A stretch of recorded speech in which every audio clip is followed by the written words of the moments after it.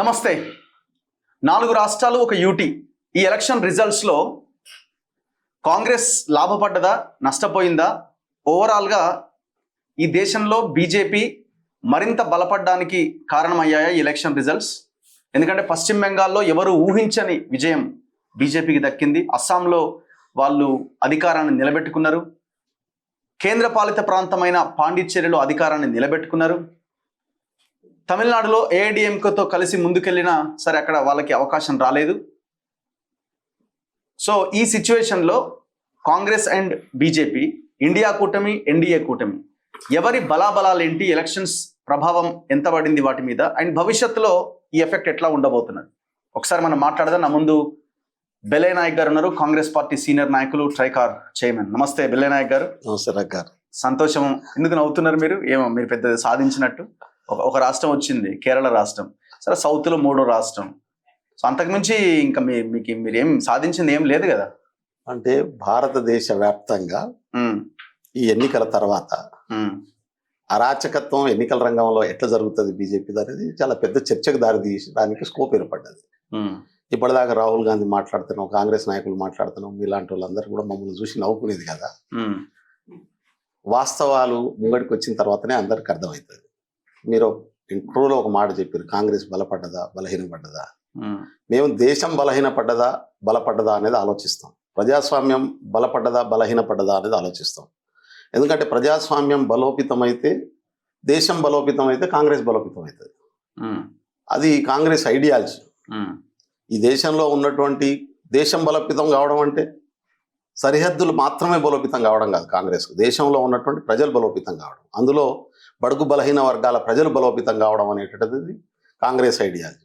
ఈ దేశంలో ఉన్నటువంటి చివరి వ్యక్తికి కూడా సామాజిక న్యాయం దక్కడం కోసం పనిచేయాలన్నది గాంధీజీ గారి ఆలోచన. అది కాంగ్రెస్ పార్టీ ఐడియాలజీ. ఇవాళ దేశం బలహీనపడుతుంది. అధికారంలో ఉన్నటువంటి వర్గంలో ఉన్నటువంటి పెట్టుబడిదారీ వర్గానికి ప్రయోజనం ఇచ్చేటటువంటి పాలసీలు బలోపేతం అవుతున్నాయి. దేశంలో ఉన్న వనరులు, నీళ్లు కావచ్చు, గాలి కావచ్చు, అడవులు కావచ్చు, ఇవన్నీ కూడా కొంతమంది వ్యక్తుల ప్రయోజనాల కేంద్రకంగా మార్పు చెందుతున్నటువంటి పరిస్థితి మనం చూస్తూ ఉన్నాం. ఎన్నికలు ప్రజాస్వామ్యానికి చిహ్నంగా ప్రజల అభిప్రాయాన్ని రిఫ్లెక్ట్ చేయాల్సినటువంటి ఎన్నికల దొంగలు, ఎన్నికల దొంగతనాలు ఎట్లా చేస్తున్నారో కూడా చాలా దేశంలో అర్థమవుతున్నటువంటి. అది ఇప్పుడు ఎలక్షనే గీటు రాయి, ఎవరు ఎక్కడ గెలిచారు, ఎన్ని గెలిచారు, ఇదే కదా లైన్ అంతా. డెమోక్రసీ అంటే ఓటే కదా. ఓటు ద్వారా ప్రజలు ఓట్లు వేస్తే గెలిచినారు, వాళ్ళ పవర్ లోకి వచ్చినారు. ఎలక్షనే గీటు రాయి. ఎప్పుడు ఎన్నికలు పారదర్శకంగా జరిగి ప్రతి వ్యక్తి తన ఓటు తానేసుకొని ఆ ఓటుని లెక్కబెట్టి ప్రజలు ఎవరికి ఎక్కువ వేసిరో వాళ్ళ అధికారంలోకి వస్తే గీటురాయి. కానీ ఇప్పుడు జరుగుతున్నటువంటి ఎన్నికలు ప్రతి వ్యక్తి వచ్చి ఓటేసే పరిస్థితి లేదు. పర్టికులర్గా ఇలా అస్సాం అండ్ బెంగాల్లో జరిగినటువంటి ఎన్నికల తీరును చూస్తే, మీరు ఎప్పుడన్నా, ఇప్పుడు చాలా సంవత్సరాలు ఉన్నారు కదా, మీరు ఆల్మోస్ట్ 20 years అయింది అనుకుంటా కదా జర్నలిజంలో ఉండి. 15-16 years కదా. 16 yearsలో కేంద్రంలో ఉన్నటువంటి అధికారులు వచ్చి ఓట్ల లెక్కింపులు చేయంగా ఎప్పుడన్నా చూసిరా? ఇలా బెంగాల్ ఉంది, ఓట్ల లెక్కింపు ప్రక్రియను కేంద్ర అధికారులు చేస్తున్నటువంటి పరిస్థితి. 2,40,000 మంది ఆర్మీని దించి ఇవాళ ఎన్నికల దొంగతనానికి కేంద్ర ప్రభుత్వం పూర్తి అధికార దుర్వినియోగానికి పాల్పడుతున్న స్థితి మనం చూసినామా? 91 లక్షల ఓట్లు, 1 కాదు 2 కాదు, 91 lakhs ఓట్లు తీసేసినటువంటి పరిస్థితిని ఎప్పుడన్నా చూసినామా? 27 లక్షల మంది మాకు ఓటు కావాలని అప్లికేషన్ తెస్తే సుప్రీంకోర్టు కూడా రిజెక్ట్ చేసినటువంటి పరిస్థితిని చూసినామా? అంటే ఇవాళ రాజ్యాంగ వ్యవస్థలన్నీ కూడా కేంద్రంలో అధికారంలో ఉన్నటువంటి వ్యక్తుల ప్రయోజనం కేంద్రకంగా పనిచేస్తున్నాయి అనేటటువంటి చాలా స్పష్టంగా తెలుస్తుంది కదా. 100 సీట్లు చాలా స్టేట్ రాహుల్ గాంధీ గారు చెప్పారు. 27 లక్షల ఓట్లు పశ్చిమ బెంగాల్లో వాళ్ళు అప్లై చేసుకున్న వాళ్ళది ఓకే చేసి ఉంటే మమతా బెనర్జీ గెలిచేదా? అంటే ఎవరు గెలుస్తారు ఎవరు గెలవరు అనేది తర్వాత సంగతి. అది ఈ దేశ పౌరుడి, ప్రతి ఒక్క పౌరుడి హక్కు కదా. బీజేపీకి ఓటేయనటువంటి వాడు ఓటేయడని అనుమానం ఉన్న వాళ్ళను ఓట్లను తీసేసి ఆ ఓట్లతో మేము గెలిచినామని చెప్పుకుంటే ఏం చెప్పాలి? రేపు రఘు ఓటు తీసేస్తారు, బెల్లనాయక్ ఓటు కూడా తీసేస్తారు. మరి కేరళలో మీరు గెలిచిందాన్ని మరి మీరు ఎట్లా చూస్తున్నారు? అంటే కేరళ అంటారు, ఓట్ల ప్రక్షాళన చేయదు, ఇది కరెక్ట్ కాదని అంటారు. కేరళలో మీరు గెలిచినారు కదా. కేరళలో ఎన్ని ఓట్లు తీసేసారు? కేరళలో బీజేపీ పోటీలో ఉంటే కేరళ కూడా బీజేపీ ఇవాళ అదే పని చేసేది. కేరళలో వాళ్ళు పోటీ చేశారు కదా 140 స్థానాలకు. ఎన్ని ఓట్లు వచ్చినాయి వాళ్ళకు? ఎక్కడన్నా గెలిచిరా? 1 సీట్ అన్నా? 3 సీట్లు గెలిచారు. డిపాజిట్లు వచ్చినాయా మిగతా దగ్గర? ఏంది కేరళ గురించి మాట్లాడరు? మరి అలా ఎందుకు తమిళనాడు గురించి మాట్లాడరు? తమిళనాడులో ఒక పర్సెప్షన్ బిల్డ్ చేసేటటువంటి పని జరుగుతుంది బీజేపీ. ద్రవిడియన్ ఉద్యమాన్ని తొక్కుకుంటూ విజయ్ గెలిచిండు. నాకైతే ఆశ్చర్యం అనిపిస్తుంది. ఆయనే ద్రవిడియన్, నయా ద్రవిడియన్ ఉద్యమానికి నేనే నాయకునని చెప్పుకుంటున్నాడు ఒక దిక్కు. పెరియార్ బొమ్మది ఒక దిక్కు, బాబాసాహెబ్ అంబేద్కర్ బొమ్మ పెట్టుకొని ఆయన కొట్లాడిండు. బీజేపీ వాళ్ళు అసలు విజయ్ గెలిస్తేదో వాళ్ళు గెలిచినట్టు ఫీల్ అవుతున్నారు. వాళ్ళు పొత్తు పెట్టుకున్నటువంటి డిఎంకే, ఏఐడిఎంకే థర్డ్ ప్లేస్లో ఉంది. వాళ్ళకి అంతకుముందు ఇప్పుడు ఒక్క సీటు కూడా రానటువంటి పరిస్థితి తమిళనాడులో. డిపాజిట్లు కూడా రానటువంటి పరిస్థితి బీజేపీకి. మన దగ్గర గవర్నర్గా పనిచేసినటువంటి తమిళసై ఇవాళ 7వ సక్సెస్ఫుల్గా ఓడిపోయింది. సెవెంత్ టైం ఓడిపోయినటువంటి పరిస్థితి. కాబట్టి బీజేపీ ఏడున్నది. మోడీ హవా తమిళనాడులో, కేరళలో నడవది. మోడీ హవా బెంగాల్లో, అస్సాంలో నడుస్తుందా? మోడీ హవా లేకుంటే అమిత్ షా హవా బెంగాల్కే పరిమితం అవుతుందా? అస్సాం బార్డర్ స్టేట్ లో అట్లాంటి, ఇది కూడా బార్డర్ స్టేట్ లో ముస్లిం ఓట్స్ ఎక్కువగా ఉన్న స్టేట్ లో అంటే ముస్లిం ఓట్లు బీజేపీకి బీజేపీ ఎట్లా గెలిచింది? నేను అందుకనే బీజేపీ గెలవడానికి గొప్ప విక్టరీ కాదు. దానికి ఇప్పుడు ఒక పెద్ద ఇన్వెస్టిగేషన్ జరగాల్సినటువంటి అవసరం. ప్రజలు తమంతట తాము తమ ఓట్లు వేసుకొని ఆ ప్రజల ఓట్లు లెక్క పెడితే, నేను చెప్తున్నా కదా 91 లక్షల ఓట్లు ఎందుకు తీసేయబడ్డాయి? చొరబాటుదారులు, బంగ్లాదేశ్ చొరబాటుదారులు, 27 లక్షల మంది అప్లై చేస్తారు. అదే అంటున్నా నేను. బీజేపీ గెలవాలనుకున్నప్పుడు ఎదుటి పార్టీల ఓట్లు తీసేస్తుంది, తమకు ఓట్లు వేస్తారు అనుకున్న వాళ్ళ ఓట్లను మాత్రమే ఉంచుతుంది. ఎక్కడైతే అధికారంలోకి వస్తుందో అక్కడ యంత్రాంగాన్ని అంతా తమ కంట్రోల్లో పెట్టుకుంటుంది. ఎన్నికల్లో గెలవడం కోసం మాత్రమే పనిచేస్తుంది. వాళ్ళకి దేశం గురించి కానీ, దేశం ఏం జరుగుతుందనే దాని గురించి. ఇవాళ 100 సీట్లు రాహుల్ గాంధీ గారు చెప్తున్నారు, దాదాపు 100 సీట్ల దొంగతనం జరిగింది బెంగాల్లో అని. అదే విధంగా అస్సాం ఓట్లు కొట్టేసి కదా, ఎక్కడెక్కడ వాళ్ళు గెలవలేము అనుకుంటారో, ఎక్కడ గెలిపించుకోవడం కోసం ఏ పద్ధతులు అవలంబించాలో సామధాన భేద దండ. మమతా బెనర్జీ స్వయంకృత అపరాధం, మమతా బెనర్జీ మీద వ్యతిరేకత, ఇవన్నీ ఏం లేవా? ఇప్పుడు ఎవరో పొద్దున్న డీజీపీ మాట్లాడుతుంటున్నా, ఆయన కరుడు గట్టి ఆర్ఎస్ఎస్ వాది ఉన్నట్టున్నది. ఆయన మాట్లాడుతుంటేనే ఒక ఛానల్, మళ్ళీ తెలుగు ఆయన బీజేపీ నాయకుడి కంటే ఎక్కువ మాట్లాడుతున్నట్టు చూసిన. మమతా బెనర్జీ తప్పులు చేయలేదని, మమతా బెనర్జీ తప్పులు కూడా ఉన్నాయి. ఆమె వెంటాడి అక్కడ కమ్యూనిస్ట్ పార్టీని, కాంగ్రెస్ పార్టీని విధ్వంసం చేయడం పని మొదలు పెట్టిన తర్వాత వాళ్ళంతా షెల్టర్ కోసం బీజేపీలో చేరారు. ఇవాళ గెలిచినటువంటి వాళ్ళందరూ, బీజేపీ పేరు మీద గెలిచినటువంటి వాళ్ళందరినీ చూస్తే మిగతా మాజీ కమ్యూనిస్టులే వాళ్ళంతా. సిపిఎం పార్టీలో పనిచేసిన వాళ్ళే 32 మంది ఎంపీలుగా పనిచేసిన వాళ్ళు పోయి బీజేపీలో లేవటం అంటే వాళ్ళు నిజంగా జీవితకాలం కమ్యూనిస్టులుగా ఉండి అలా బీజేపీలో చేరినట్టునే అది సిద్ధాంతపరమైనటువంటి అవసరమా, లేకుంటే రాజకీయ అవసరమా, లేకుంటే వాళ్ళ సర్వైవల్ అవసరమా అనేది తెలిపోతుంది. ఎందుకు బీజేపీ వైపు షిఫ్ట్ అయినారు? మమతా బెనర్జీ చేసినటువంటి తప్పుల వల్ల షిఫ్ట్ అయినారు. ఇవాళ బీజేపీ దాన్ని ఉపయోగించుకొని ఏం చేస్తూ ఉంది, సద్వినియోగం చేసుకొని సామధాన భేద దట్టోపాయాన్ని వాడి గెలిచే ప్రయత్నం చేస్తుంది తప్ప తను డెమోక్రసీని నమ్ముకొని లేదు. బీజేపీ కానీ, ఆర్ఎస్ఎస్ కానీ భారత రాజ్యాంగాన్ని, భారత సిద్ధాంతాన్ని, ప్రజాస్వామ్యాన్ని ఎప్పుడు నమ్మవు, దాన్ని ఆచరించవు. అది గెలవడం కోసం మాత్రమే, బయట మాట్లాడడం కోసం మాత్రమే దాన్ని చూపిస్తాయి. వాళ్ళ కార్యాచరణ అంతా కూడా మనువాదమే, వాళ్ళ కార్యాచరణ కూడా ఆధిపత్యవాదమే, వాళ్ళ లక్ష్యం అంతా కూడా పెట్టుబడిదారి వాదమే. ఇప్పుడు అలాంటప్పుడు మరి మీ కార్యాచరణ ఏమైంది? ఇప్పుడు బీజేపీ వ్యతిరేక శక్తే మమతా బెనర్జీ, బీజేపీ వ్యతిరేక శక్తే కాంగ్రెస్, కమ్యూనిస్టులు, ఇండియా కూటమిలో భాగస్వాములు. సరే, మమతా బెనర్జీ కొన్నిసార్లు అటు ఇటు ఏమున్నా ఇండిపెండెంట్ గా ఉండాలని ప్రయత్నం చేసిన ఒక రకంగా కూటమి అన్నట్టే కదా. మరి అలాంటప్పుడు అక్కడ ఉన్న ఆ కూటమి అంతా కలిసి ముందుకెళ్లే ప్రయత్నం బీజేపీ, మమతా బెనర్జీ ఇండియా కూటమిలో ఒక రోజు వస్తుంది, ఒక రోజు రాదు. అదే కదా ఆమెతో ఉన్నటువంటి సమస్య అది.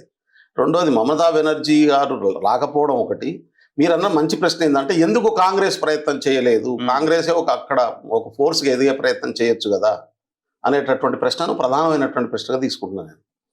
వాస్తవం అక్కడే కాదు, ఈ దేశవ్యాప్తంగా కాంగ్రెసే ఇలా ప్రజలకు రాజ్యాంగాన్ని రక్షించగలిగినటువంటి శక్తి అనేటటువంటి విస్తృతమైనటువంటి నిర్మాణాలకి పోవాల్సినటువంటి అవసరం ఉంది. We are on the track. మేము ఆ పనిలో ఉన్నాం ఇప్పుడు ఆల్రెడీ. ఆ పని చేస్తున్నటువంటి పరిస్థితి ఉన్నది. అక్కడే కాదు, దేశవ్యాప్తంగా జరుగుతున్నటువంటి పరిస్థితి. సిద్ధాంతపరమైనటువంటి రెండు, బీజేపీ ఆర్ఎస్ఎస్ సిద్ధాంతం ఒకవైపు, కాంగ్రెస్ సిద్ధాంతం ఒకవైపు.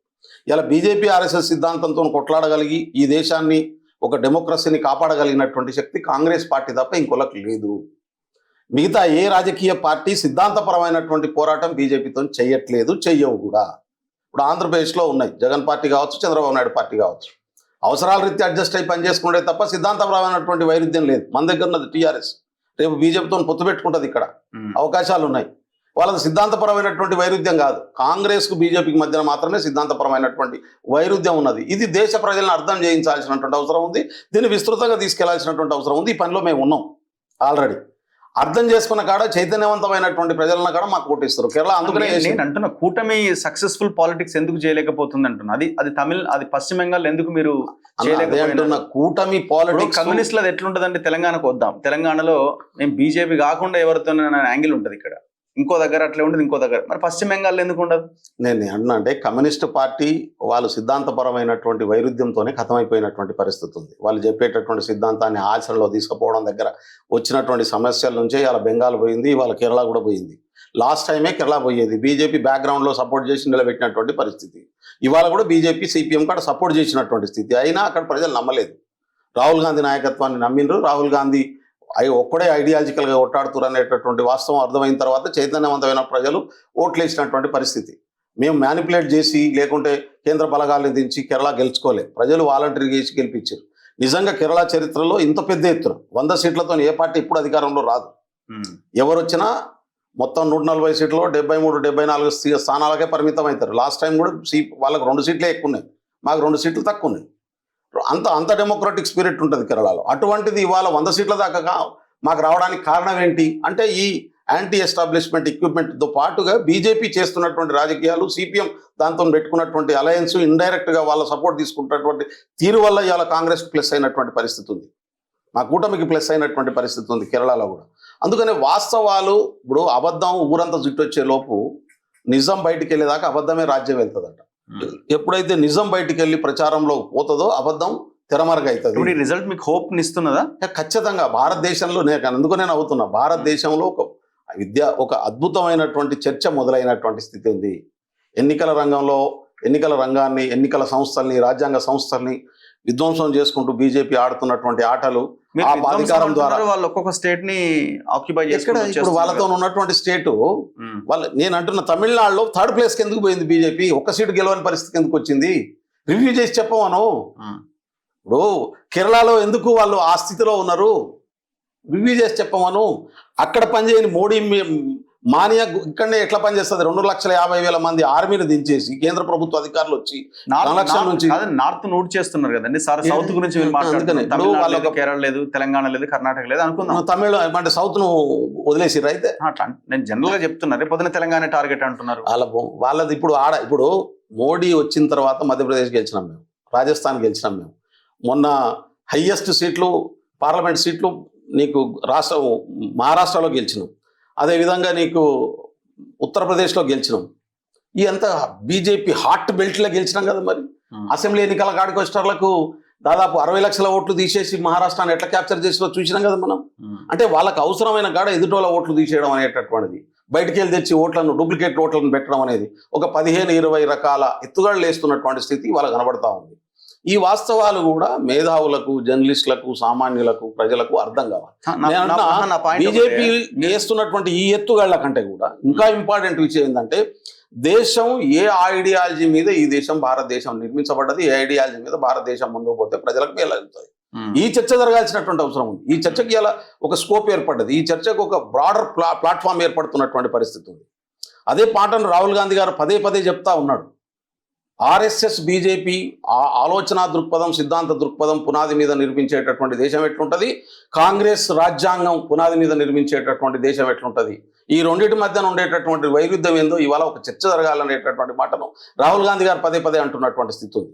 ఎంతకాలమో అని మభ్యపెట్టి అణగారిన వర్గాలను దోచుకొని ఆధిపత్య వర్గాలకు ప్రయోజనం ఇచ్చే పనిని బీజేపీ చేస్తుంది. అన్ని వర్గాలకు సమానత్వాన్ని సాధించి ఈ దేశంలో ఉన్న ఎన్ని చెప్పినా మళ్ళీ విధానంలోకి ఎట్లా రావాలి? ఎన్ని చెప్పినా మళ్ళీ ఎలక్షనే. ఇప్పుడు కేరళలో మీరు గెలిచి మేము చాలా గొప్పగా ఉన్నాము, చాలా మాకు మంచి ఆశాభావం వ్యక్తం చేస్తున్నారు మీరు. మరి వాళ్ళు ఎంత చేయాలా?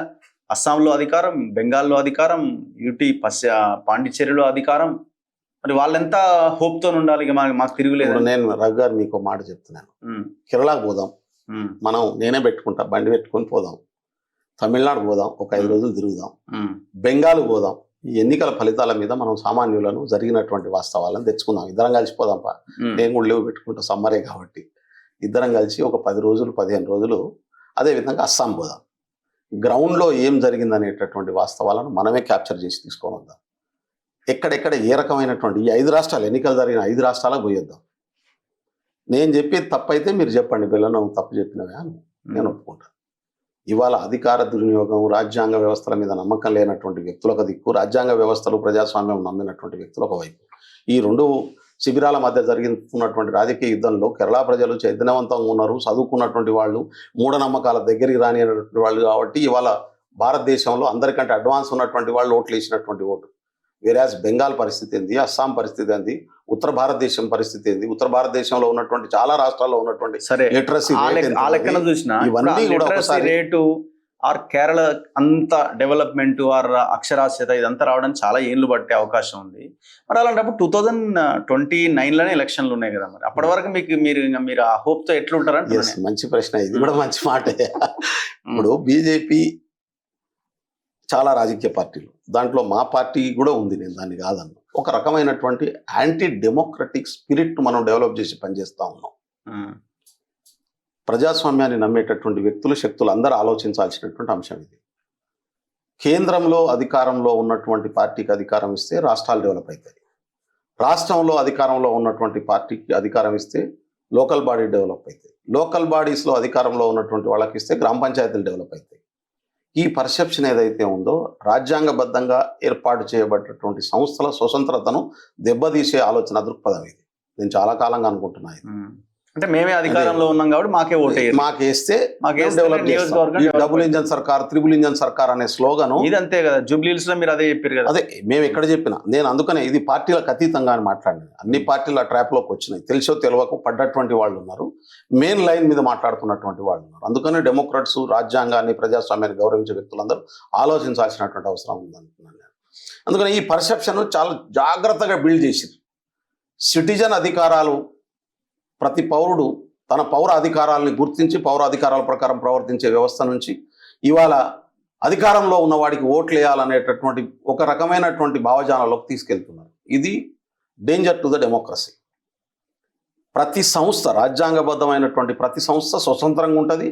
ఎవరు గెలిచినా, అధికారంలో ఉన్నవాడు గెలిచినా, ప్రతిపక్షంలో ఉన్నవాడు గెలిచినా, రాజ్యాంగబద్ధంగా రావాల్సినటువంటి నిధులు రావాలి, అది డెవలప్మెంట్ జరగాలి. అది డెమోక్రసీ. రియల్ డెమోక్రసీకి, కాన్స్టిట్యూషనల్ రూల్ ఆఫ్ లాకు అది సింబల్ అవుతుంది. కానీ అట్లా కాకుండా అధికారంలో ఉన్నవాడికి ఓట్లు వేయడం అనే విధానాన్ని తీసుకొస్తున్నారు ఈ దేశంలో. ఇప్పటికీ అది కొన్ని చాలా దిక్కులలో సక్సెస్ అవుతున్నటువంటి పరిస్థితి ఉంది. దేశవ్యాప్తంగా బీజేపీ ఆ పర్సెప్షన్ను బిల్డ్ చేసింది ఇప్పుడు. అందుకనే చెప్తా ఉన్నాను, అసెంబ్లీ ఎన్నికలు గీట్రాయ్ అయితలేవు, పార్లమెంట్ ఎన్నికలు గీట్రాయ్ అయ్యే పరిస్థితి వచ్చింది. మీరు చెప్పినటువంటి లెక్క ప్రకారమే రేపు 2029లో జరగబోయేటటువంటి పార్లమెంట్ ఎన్నికలు గీట్రాయ్ అయ్యే పరిస్థితి వచ్చింది. నార్థన్ స్టేట్స్ అన్నీ కూడా ఇవాళ ఈశాన్య భారతదేశంలో ఉన్నటువంటి 7 రాష్ట్రాల్లో ఒక అస్సాం వదిలిపెట్టి మిగతా అన్ని రాష్ట్రాలు కేంద్ర ప్రభుత్వం మీద ఆధారపడి ప్రభుత్వాన్ని నడిపిస్తాయి. ఎందుకంటే ఫండింగ్ సంబంధించినటువంటి 6th షెడ్యూల్ ఏరియాలో ఉన్నటువంటి 4-5 రాష్ట్రాలన్నీ కూడా ఆల్మోస్ట్ ఆల్ ఫండింగ్ అంతా కేంద్రం నుంచి వస్తుంది అని బార్డర్ స్టేట్స్. కేంద్రంలో ఎవరు అధికారంలో ఉంటే వాళ్ళతో పోతున్నటువంటి స్థితికి తీసుకొచ్చేసింది బీజేపీ వచ్చినాక. అంతకుముందు ఆ స్థితి లేదు. నేను అంటున్నా, అందుకనే కేంద్ర ఎన్నికలే ప్రధానమైనటువంటి ఎన్నికలుగా మారబోతున్నాయి రేపు. కేంద్ర ఎన్నికలు వచ్చే నాటికి చాలా క్లియర్ కట్గా రేపు 2029 నాడు కాంగ్రెస్ పార్టీ, రాహుల్ గాంధీ గారు ప్రధానమంత్రి కాబోతున్నారు. ఇది నేను రాసిస్తా నీకు. దేని మీద? ఎందుకంటే ఏ పేపర్ మీద అంటే ఆ పేపర్ మీద రాసిస్తా. ఎందుకు ఇది అంటే నేను గాలిలో చెప్పట్లేదు. చాలా రాష్ట్రాలు తిరుగుతూ ఉన్నాను ఇప్పటికి. దాదాపు 6 నెలల నుంచి చాలా రాష్ట్రాల్లో ట్రైనింగ్ క్యాంపులు పెడతా ఉన్నాను. చాలా దిక్కులకు పోయి వస్తున్నటువంటి పరిస్థితి ఉంది. ఆదివాసీ కాంగ్రెస్ సంబంధించినటువంటి చాలా ప్రోగ్రాంలలో ఈ మధ్య నేను ఇతర రాష్ట్రాలు కూడా పిలిస్తే పోతున్నటువంటి స్థితి ఉంది. మొన్న నేను మేఘాలయ పోయినా, తురా ప్రాంతానికి. అది ఆల్మోస్ట్ ఆల్ బంగ్లాదేశ్ బార్డరే ఉంటుంది. అది కూడా ఒక రకంగా ఆ ప్రాంతంలో ఉన్నటువంటి ట్రైబల్స్ దేశాన్నే ఓన్ చేసుకోరు. మీరు ఇండియన్స్ ఎందుకు వచ్చిరని మాట్లాడతారు. అంటే ఆ స్థితి ఈ 10-15 సంవత్సరాల కాలం నుంచి బిల్డ్ అయినటువంటి స్థితి ఉంది. మీరు వచ్చి మా వనరులను విధ్వంసం చేస్తున్నారు అనే పద్ధతిలో మాట్లాడండి. నేను 7 రోజులు ఉన్నాడు తురాలో. ఎందుకంటే 2 జిల్లాలు నాకు వేసిరాడు ఇన్ఛార్జి, డిసిసి ప్రెసిడెంట్ ఎన్నిక కోసం. పోయి తిరిగి చూస్తే మొత్తం గ్రౌండ్లో కంప్లీట్ ఇవాళ రాహుల్ గాంధీ ప్రధానమంత్రి కావాలని ప్రజలు కోరుకుంటున్నటువంటి స్థితి ఉంది. ఆయన వస్తే మాకు న్యాయం జరుగుతుంది, ఆయన వస్తే మాకు కాన్స్టిట్యూషనల్ రైట్స్ ఇంప్లిమెంట్ అవుతాయి అనేటటువంటి ఒక భరోసా బిల్డ్ అవుతున్నటువంటి స్థితి ఉంది. ఇది నేను చెప్తున్న మాట కాదు. ఓకే. ఈ మధ్యకాలంలో మహారాష్ట్రకు పోయి వచ్చిన ఒక దాదాపు 7 రోజులు ఈడ కూడా పాల్ఘర్ ఏరియా అంతా కూడా తిరిగి వచ్చినటువంటి పరిస్థితి. అంతకుముందు మౌంట్ ఆబు ప్రాంతం అంతా తిరిగి వచ్చిన, ట్రైబల్ బెల్ట్ అంతా కూడా 10 రోజులు ఉండి తిరిగి వస్తున్నాం.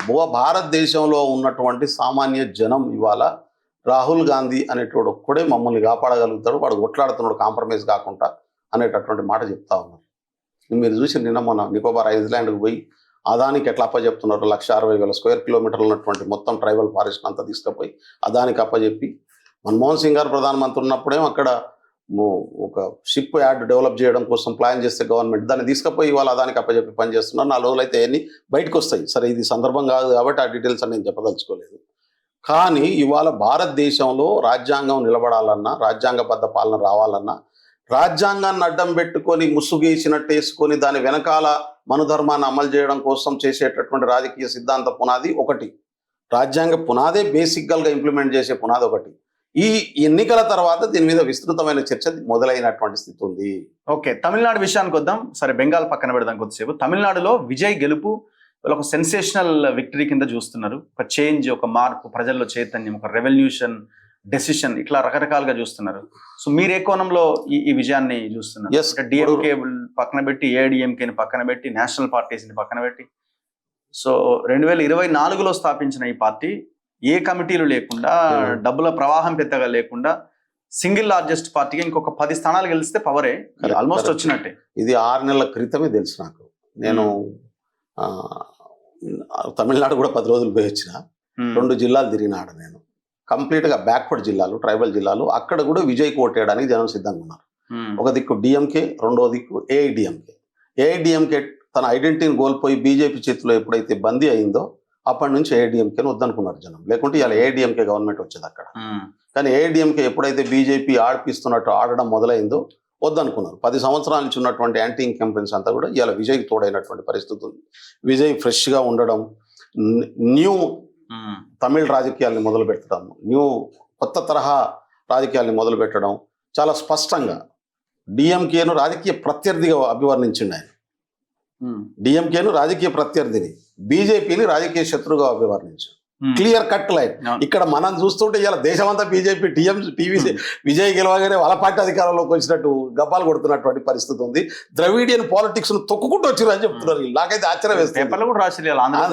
అంటే అదంతా ఒక పర్సెప్షన్, ఆర్ఎస్ఎస్ పర్సెప్షన్ బిల్డ్ చేసేటటువంటి పని.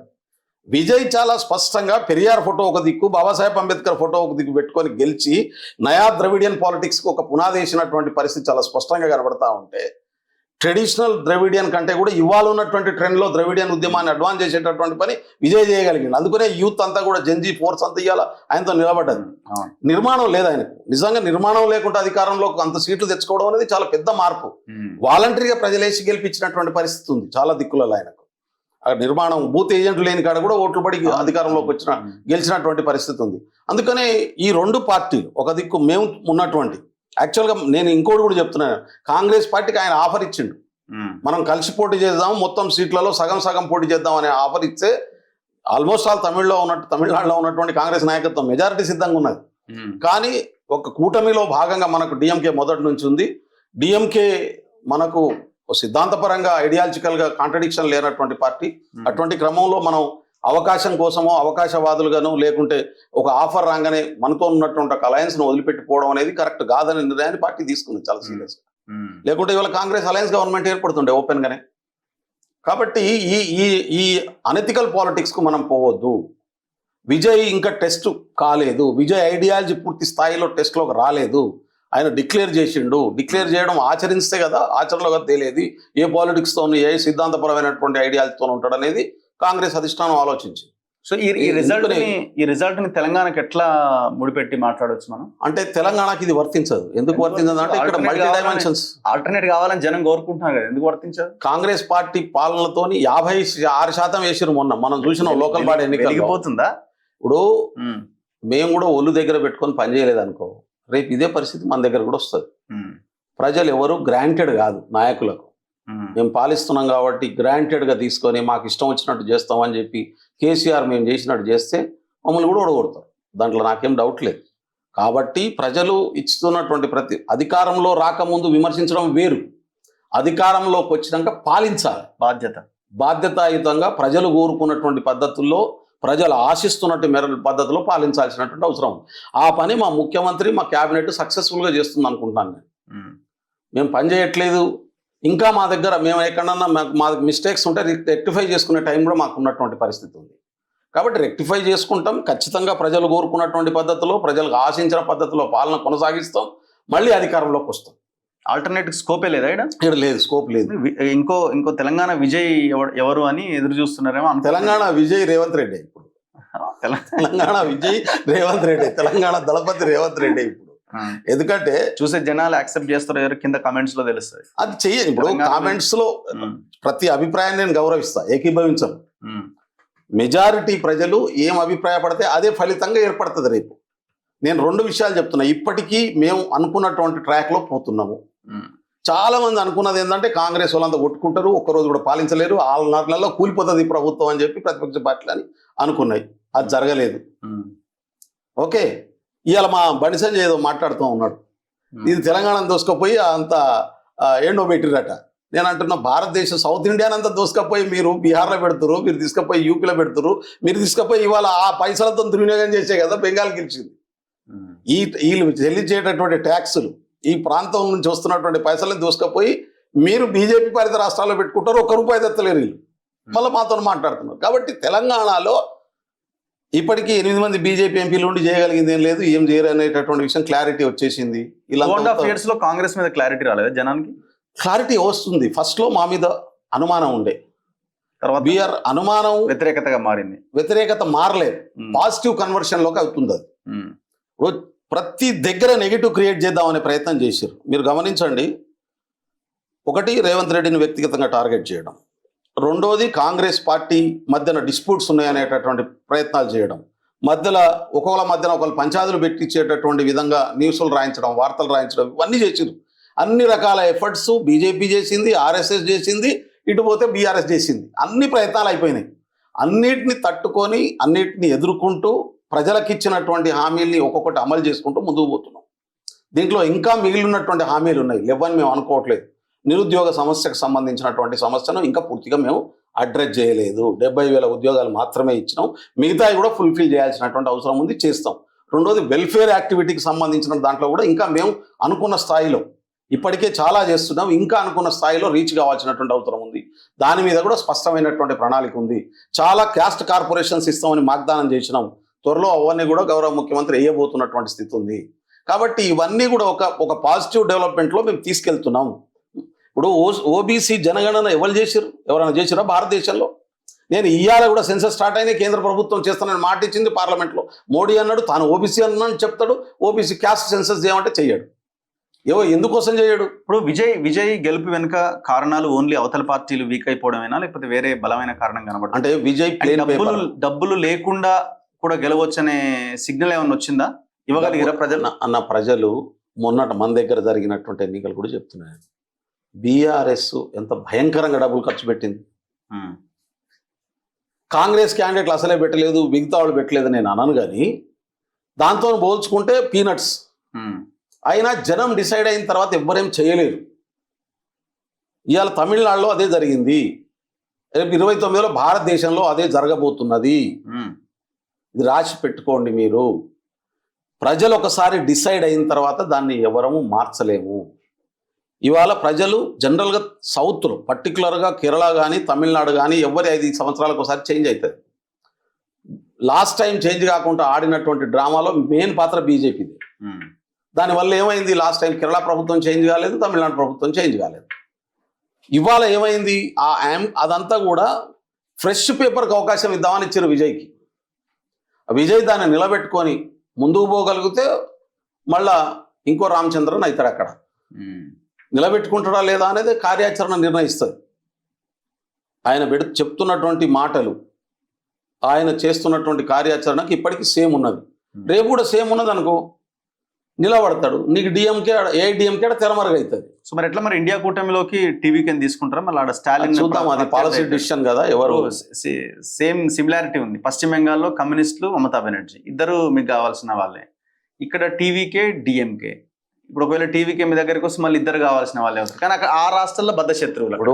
ఇప్పుడు విజయ్ చెప్తున్నటువంటి సిద్ధాంతానికి ఆచరణకు మధ్యన ఇప్పటిదాకా సేమ్ ఉంది. రేపు ఏముంటది అనేది చూద్దాం. ఇప్పుడే దానికి టూ ఎర్లీ ఇప్పుడే దీన్ని కామెంట్ చేయాల్సినటువంటి అవసరం లేదు. ఆయన ఏ రాజకీయ సిద్ధాంతంతో ఉంటాడు అనేది ఆయన ఎక్కువ వైపు ఉంటాడో నిర్ణయిస్తుంది. చంద్రబాబు నాయుడు గారి లెక్క, జగన్ గారి లెక్క, కేసీఆర్ లెక్క చెప్పేది ఒకటి చేసేది ఒకటి ఉంటుందా, లేదు తాను చెప్పేది చేసేది ఒకటే ఉంటుందా అనేటటువంటిది కాలం నిర్ణయిస్తుంది. ఆయన ఆలోచన, మనసులో ఉండేటటువంటి ప్రాక్టీస్లో ఉండే ఆచరణ, ఇవి రెండు చెప్పేది ఒకటే ఉంటే ఆయన సిద్ధాంతం, నమ్మే సిద్ధాంతాన్ని అమలు చేసే సిద్ధాంతం ఒకటి అవుతుంది. లాస్ట్ క్వశ్చన్, ఇక నెక్స్ట్ టార్గెట్ తెలంగాణ అంటుంది బీజేపీ. నెక్స్ట్ 2028లో 27లోనే కొన్ని రాష్ట్రాలు ఉన్నాయి, 28లో తెలంగాణ ఉంది, కర్ణాటక ఉంది. సో ఇక నెక్స్ట్ తెలంగాణ ఆడ గుజరాత్ అయితే ముందు దాన్ని కాపాడు. అదే బిఫోర్ 27 గుజరాత్ కదా. చాలా రాష్ట్రాలు ఎన్నికలు జరుగుతాయి. నెక్స్ట్ రాష్ట్రాల్లో జరిగే ఎన్నికల తర్వాత మళ్ళీ మాట్లాడుకుందాం. తెలంగాణకు బీజేపీకి స్కోపే లేదు. తెలంగాణలో 8 మంది ఎంపీల్ని గెలిపిస్తే ఏం చేసిర్రు? తిట్టుడు తప్ప ఒక్క పని చేసింది లేదు కదా. బండి సంజయ్ ఏం చేసిండు, కిషన్ రెడ్డి, ఇద్దరు కేంద్ర మంత్రులు ఉన్నారు కదా, ₹1 తీసుకురాగలిగిరా? ఇప్పుడు భారతదేశంలో ఏ రాష్ట్రంలో ఏ పార్టీ అధికారంలో ఉన్నా ఆ రాష్ట్రంలో ఉన్నటువంటి ప్రజాప్రతినిధులు ఆ రాష్ట్రం డెవలప్మెంట్ బేస్ చేసుకొని పనిచేస్తారు. కానీ దురదృష్టం ఏంటంటే తెలంగాణలో ఉన్నటువంటి బీజేపీ నాయకులంతా ఆ నార్త్ ఇండియా గులాములుగా ఉండి పనిచేస్తున్నారు తప్ప ఈ రాష్ట్రం ప్రయోజనం అనేది అలా పట్లే. వీళ్ళు ఓట్లేస్తే మేము గెలిచినాం అనే భావన లేదు వాళ్ళకు. వాళ్ళు కేంద్ర పార్టీ ఎటైతే దుర్మార్గం చేసి ఇవాళ ఇక్కడ అన్యాయం చేస్తుంటే దాన్ని సపోర్ట్ చేసే పాత్రలో ఉన్నారు. వీళ్ళని ఎందుకు గెలిపించినవరా అని నెత్తికొట్టుకునే పరిస్థితి ఉంది. కాబట్టి తెలంగాణ ప్రజలు ఆలోచిస్తారు, రేపు ఇట్లాంటి వాడు మనకు అవసరమా లేదా అనేది.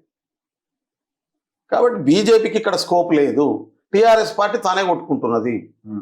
2 గ్రూపులు అయ్యి ఎవరు లేరు మేమే అంటారు. వాళ్ళు ఎంతున్నారు అనేది కాదు, వాళ్ళు ఉన్నా లేకున్నా మేము చెప్పేది ఏంటంటే, మా బాధ్యత ఏంటంటే మేము ఇచ్చిన ప్రతి హామీని ప్రజల కోరిక మేరకు అమలు చేయడం, ప్రజాపాలనలు ఇంప్లిమెంట్ చేయడం మా బాధ్యత. అది మేము చేయకుంటే మాకు కూడా ఖచ్చితంగా గుణపాఠం నేర్పిస్తారు. మేము అది తెలిసే ప్రతిదీ జాగ్రత్తగా అడుగులు వేసుకుంటూ పోతున్నట్టు. మాకేం అహంకారం లేదు, మేము సేవకులమే తప్ప పాలకులం కాదు. ప్రజలు ఓట్లు ఇచ్చి 5 సంవత్సరాలకు ఒకసారి తన నాయకుని ఎన్నుకునే బాధ్యత ప్రజలకు రాజ్యాంగం ఇచ్చింది. ఆ రాజ్యాంగం ప్రకారం ఎవరు ఎమ్మెల్యేగా ఉండాలి, ఎవరు ఎంపీగా ఉండాలి, ఎవరు ముఖ్యమంత్రిగా ఉండాలని ప్రజలు నిర్ణయిస్తారు. ఆ 5 సంవత్సరాల్లో ప్రజలకు మేము అధికారంలోకి వస్తే చేస్తామనేటటువంటి మాటను మేము చెప్పినట్టు అది చేయాలి. చేయకపోతే ప్రజలు ఈ చేయనటువంటి వాళ్ళని కూడా తిరస్కరిస్తారు. మహిళా రిజర్వేషన్ బిల్లు వీగిపోవడం ఇది ఎవరికి అడ్వాంటేజ్ గా మారింది? బీజేపీకి ఏమైనా నెగిటివ్ అయిందా, పాజిటివ్ అయిందా? మహిళ జాదా హుషారి మమతా బెనర్జీకి అయితే ఆమెకు పడలే మహిళల ఓట్లు, బీజేపీకే పడ్డాయి. మరి నా మహిళల ఓట్లు పురుషుల ఓట్లు అనేది లేదు. ఇవాళ బెంగాల్, అస్సాం గెలవడానికి అసలు గెలవకుండా చేయడానికి కావాల్సినటువంటిది కేంద్రం అధికారంలో పెట్టి ఎట్లా తీసుకోవాలంటే తీసుకున్నారు 100 సీట్లు. ఆ ఓట్లు పడలేదు. ఇది కాదు. ఇప్పుడు మహిళా రిజర్వేషన్ బిల్లును పాస్ అయి 3 సంవత్సరాలు అయింది కదా. 2003లోనే పాస్ అయింది కదా. మహిళా రిజర్వేషన్ బిల్లు ఎక్కడిది ఇప్పుడు? ఇప్పుడు సీట్ల పెంపుదల బిల్లు కదా. అవును, సీట్ల పెంపుదలను ఎట్లా చేయాలనే చర్చను పక్కన దారి పట్టియడం కోసం మహిళలను కూడా దాంట్లో కలుపుతున్నట్టు అనేది పెట్టి ఇవాళ బీజేపీ జాదా హుషారీ చేసి ఇవాళ సతికిలా పడ్డది. ఇప్పుడు ఎప్పుడైతే ఓడిపోయిందో అప్పటికల్లా ఓడిపోతాం అనేది క్లారిటీ లేదు. ఓడిపోయిన తర్వాత అర్థమైంది వాళ్ళకి వాళ్ళు ఓడిపోయినాం అనే విషయం. అహంకారం దిగింది. ఇప్పుడంతా హైప్ క్రియేట్ చేసే పనిలో పడ్డారు. ఇప్పుడు అస్సాం వాళ్ళ స్టేటే రిస్టోర్ చేసుకున్నారు, బెంగాల్ కొత్తగా వచ్చింది, నువ్వు అన్నట్టు పాండిచ్చేరి వాళ్ళ స్టేటే రిస్టోర్ చేసుకున్నారు, తమిళనాడు వాళ్ళకి రాలే, కేరళ మాకు వచ్చింది. ఇప్పుడు వాళ్ళు గెయిన్ అయింది ఎక్కడ? వాళ్ళు బెంగాల్లో గెయిన్ అయినారు, మేము కేరళలో గెయిన్ అయినాం. మేము సతికిల పడ్డది ఎక్కడ? వాళ్ళు అడ్వాన్స్ అయింది ఎక్కడ? అస్సాం నిలబడ్డ. అది కూడా అధికారాన్ని అడ్డం పెట్టుకొని అది అస్సాం నిలబెట్టుకున్నారు, సేమ్ స్టేట్ ను. దాని వెనకాల కూడా సీట్లు ఎన్ని కొన్నారో ఆ డీటెయిల్స్ అన్ని వస్తాయి రేపు. బెంగాల్ ఈ 2 కూడా అధికారాన్ని వినియోగం క్లియర్ కట్ కనబడుతుంది కదా. నీకు అది కేరళలో ఎందుకు కనబడతలేదు? అది తమిళనాడులో ఎందుకు కనబడతలేదు?